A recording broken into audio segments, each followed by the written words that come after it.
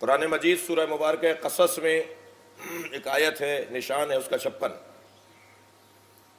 ارشاد ہو رہا ہے اِنَّكَ لَا تَهْدِي مَنْ أَحْبَبْتَ وَلَكِنْ يَهْدِي اللَّهُ مَنْ يَشَاءُ وَاللَّهُ أَعْلَمُ بِالْمُهْتَدِينَ۔ قرآن مجید میں 4 ایسی آیات ہمارے بعض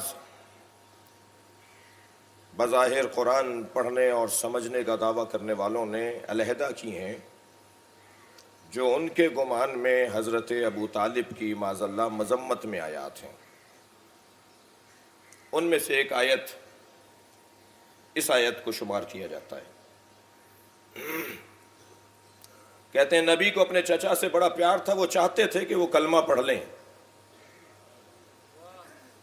نبی کو اپنے چچا ابو طالب سے بڑی محبت تھی، وہ چاہتے تھے کہ وہ ہدایت پالیں۔ کبھی قرآن مجید میں نبی کو روکا گیا، خبردار مشرکوں کے لیے دعا مت کیا کرو۔ ان قرآن نافہموں کی طرف سے مراد یہ ہے کہ یہ معاذ اللہ حضرت ابو طالب کے لیے ہے۔ میرے مضمون میں جو آیت ہدایت کے عنوان سے وہ یہ ہے کہ یہ آیت جو سورہ قصص کی ہے، اس میں بھی اللہ اپنے حبیب سے کہہ رہا ہے اِنَّكَ لَا تَهْدِي مَنْ أَحْبَبْتَ، آپ جس سے محبت کرتے ہیں وہ ہدایت نہیں پائے گا۔ صلوات پڑھنے ذرا محمد وآلہ محمد۔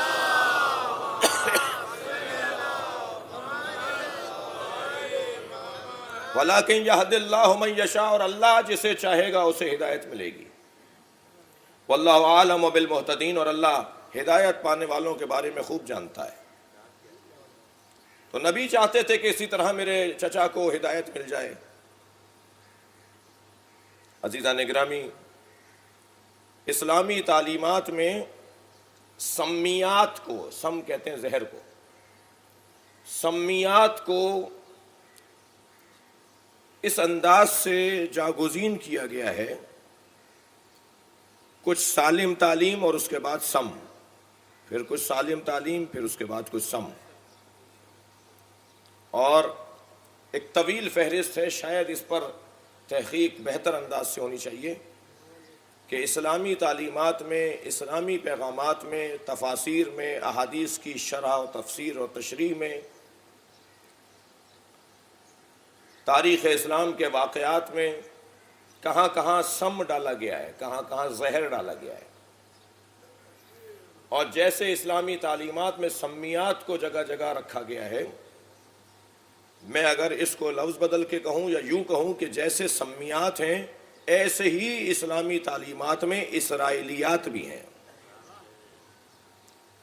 یعنی ایک طے شدہ منصوبے کے تحت یہودی صہیونی نظریات کا اسلامی تعلیمات میں مخلوط کر دینا کہ اب جو بے استادہ طالب علم ہوتے ہیں، جو کسی کو اپنا بڑا ماننے کے لیے تیار نہیں ہے، جن کی تعداد میں قدر اضافہ بھی ہو رہا ہے، جو باقاعدہ منظم طریقے سے ان کی تعداد بڑھانے کے کام بھی ہو رہے ہیں کہ کسی سے مت پوچھنا، اور خاص طور پر فلاں لوگوں سے بالکل ہی بات مت کرو، تم پڑھے لکھے آدمی ہو، کتابوں کا مطالعہ کرو، خود دیکھو کہ کیا لکھا ہوا ہے، تمہیں تو عربی آتی ہے، تمہیں تو انگلش آتی ہے، تمہیں تو اردو آتی ہے، تم فارسی بھی تو پڑھ لیتے ہو، تم خود کیوں نہیں پڑھتے؟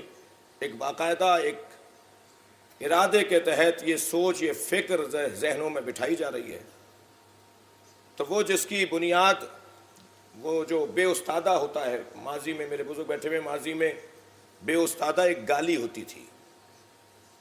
شاعر جب کوئی یہ کہہ دیتا تھا یا اس سے سن لیا جاتا تھا کہ اس کا کوئی استاد نہیں ہے، یا کسی بھی فن کا اگر کوئی فن کا مظاہرہ کرنے والا سامنے آتا تھا اور اس سے پوچھ لیا جاتا تھا تم نے کس سے سیکھا ہے، اور اگر اس نے کہہ دیا کہ میرا تو کوئی استاد نہیں ہے، میرا خود اپنا تجربہ ہے، میری خود اپنی محنت ہے، تو یہ اب سے کوئی 60-70 سال پہلے تک تو بہت زیادہ تھا۔ میں اپنے بزرگوں کے جو ہمارے بچپن میں جن کی رحلتیں ہوئی ہیں، وہ اس کو انتہائی عیب سمجھتے تھے کہ اس کا کوئی استاد نہیں ہے، اور آج گردن ٹیڑھی کر کے کہا جاتا ہے کہ ہمیں کسی سے پوچھنے کی ضرورت نہیں ہے۔ ہمیں کسی سے سمجھنے کی ضرورت نہیں ہے، ہمیں کسی سے مشورہ کرنے کی ضرورت نہیں ہے کہ انتہائی خطرناک ماحول کی طرف ماحول بنایا جا رہا ہے۔ اب یہاں پر جب سمیات اسلامی تعلیمات میں، حتیٰ قرآنی تفاسیر کے اندر، جب اسرائیلیات اسلامی تاریخ کے اندر جا بجا جاگزین کی گئی ہوں گی، تو پھر بغیر استاد کے پڑھنے والا یہی کچھ نتیجے دے گا جو بعض اوقات ہمیں کہیں کہیں نظر آتے ہیں۔ اور فرمائیں گے عزیزان گرامی، ان میں سے ایک یہ کہ نبی اپنے چچا کو ہدایت دینا چاہتے تھے، مگر اللہ نے کہا آپ کتنی کوشش کریں گے، یہ تو کلمہ ہی نہیں پڑھیں گے، انہیں ہدایت نہیں ملے گی۔ آپ جسے چاہتے ہیں اسے ہدایت نہیں ملے گی، اللہ جسے چاہتا ہے اسے ہدایت ملے گی۔ تو اس کا مطلب تو پہلا یہ ہوا کہ نبی کی چاہت اور ہے، اللہ کی چاہت اور ہے۔ اور ادھر قرآن پکار کر کہہ رہا ہے وَمَا تَشَاءُونَ إِلَّا أَن يَشَاءَ اللَّهُ، آپ تو کچھ چاہتے ہی نہیں ہیں مگر وہی ہے جو اللہ چاہتا ہے۔ صلوات پڑھ لیں ذرا محمد و آل محمد۔ اس سے بہتر اور بلند صلوات عطیہ کریں۔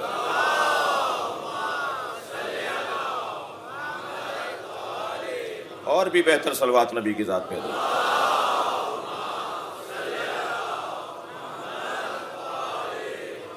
اور پھر یہ سورہ قصص ہے، یہ سورہ قصص ہے، یہ فتح مکہ کے بعد نازل ہوئی ہے۔ حضرت ابو طالب کی زندگی میں آیت یہ نازل ہی نہیں ہوئی۔ آپ کہہ رہے ہیں یہ حضرت ابو طالب کے لیے آئی ہے، اور فرما رہے ہیں حضرت ابو طالب کی رحلت کے بعد یہ آیت نازل ہوئی ہے۔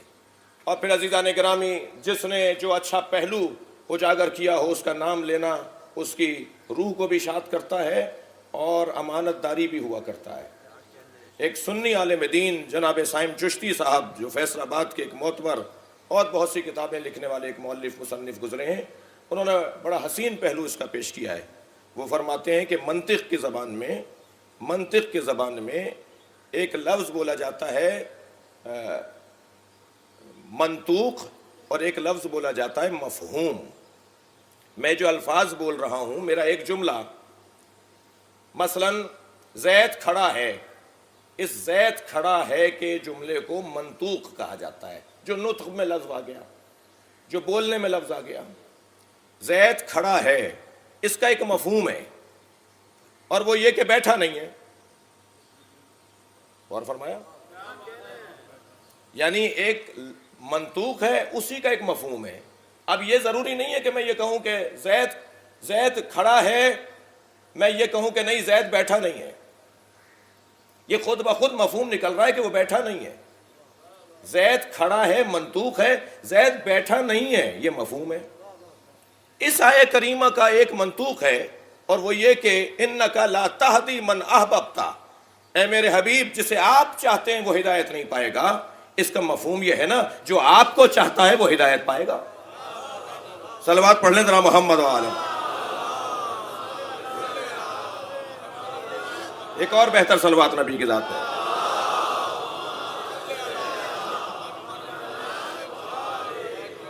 تو حضرت ابو طالب کتنا چاہتے تھے اپنے بھتیجے کو، جی ان کے علاوہ کون ہے کہ جس نے حضرت نبی مکرم کی محبت میں اپنی ساری زندگی کو وقف کر دیا۔ عجیب داستان نہیں ہے؟ اللہ کی اعلان کا، یعنی اللہ کی وحدانیت کے اعلان کا، عقیدہ توحید کے اعلان کا پہلا جلسہ خانہ کعبہ میں نہیں ہو رہا۔ بھائی خانہ کعبہ میں کیوں نہیں ہوا، مکے میں کیوں نہیں ہوا اعلان عقیدہ توحید؟ کہنے لگے جی وہاں بت رکھے ہوئے تھے۔ پھر کہاں ہوا؟ جی ابو طالب کے گھر میں ہوا، وہاں بت نہیں رکھے ہوئے تھے۔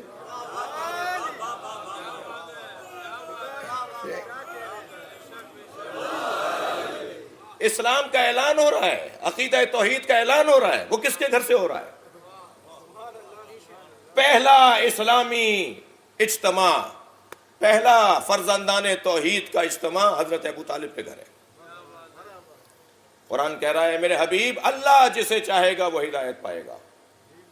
یہ کیا مصلحت تھی، کیا حضرت ابو طالب کی حکمت اور دانائی تھی، وہ اللہ جانتا ہے، نبی جانتے ہیں، ابو طالب جانتے ہیں۔ میں تو ایمان ابو طالب پر بات کرنا توہین ابو طالب سمجھتا ہوں۔ حضرت ابو طالب کے ایمان پر بات نہیں کرنی چاہیے، عظمت پر بات کرنی چاہیے۔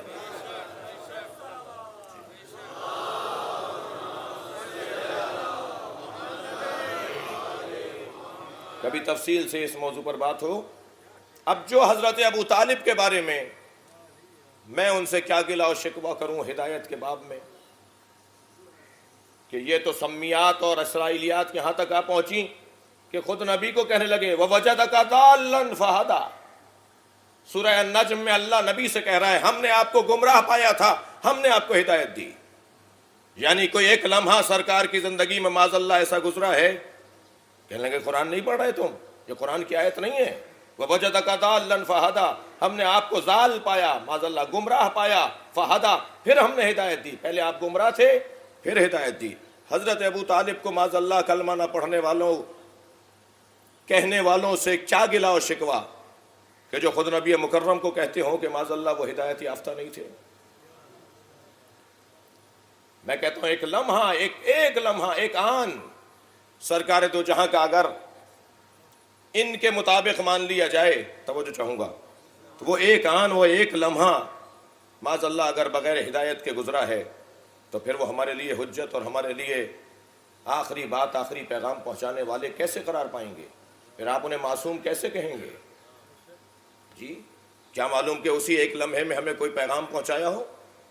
کیا معلوم اسی ایک لمحے میں انہوں نے کوئی ہمیں بات کہی ہو اور وہ اس وقت میں خود معاذ اللہ، میں زیادہ نہیں ٹھہرنا چاہوں گا، مگر اس آیہ کریمہ پر بھی نافہم اور ناسمجھ لوگوں سے مخاطب ہو کر جملہ کہوں گا۔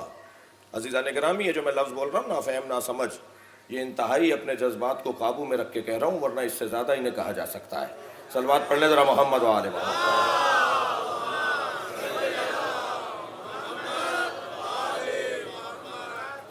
مگر الحمدللہ مکتب اہل بیت سے جڑے ہوئے مفسرین جنہوں نے اہل بیت عصمت و طہارت سے قرآن کو سمجھا ہے، انہوں نے اسی آیت سے وہ مطلب نکالا ہے جو مطلب شان مصطفیٰ ہے۔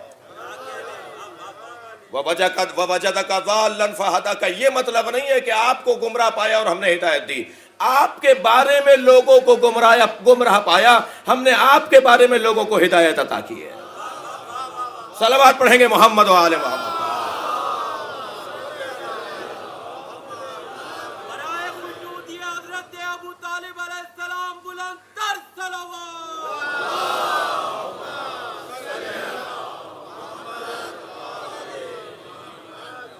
لوگوں کو گمراہ پایا آپ کے بارے میں، وَوَجَدَكَ ہم نے پایا آپ کے بارے میں، ضَالًّا لوگوں کو گمراہ، فَهَدَىٰ پھر ہم نے لوگوں کو آپ کے بارے میں ہدایت دے دی، ہم نے آپ کی معرفت کروا دی۔ عزیزان گرامی، ہدایت کے باب میں آج میں اپنے مضمون کو ایک نتیجہ دوں کہ یہ گھرانہ مسلسل ہمیں ہدایت دینے کا حریص ہے۔ قربان جائیے ان کے مزاج کے اوپر، ان کی عادات کے اوپر۔ سجیتکم کرم، آپ کا مزاج ہی کرم تھا، آپ کا مزاج کرم تھا۔ جی فلاں کا یہ مزاج ہے، فلاں کا یہ مزاج ہے۔ اہل بیت کا کیا مزاج ہے؟ اہل بیت کا مزاج کرم، بخشش۔ جی ایک انسان کسی طرح ہدایت پا جائے، یہ آخری لمحے تک اپنی سعی اور کوشش کو جاری رکھتے ہیں۔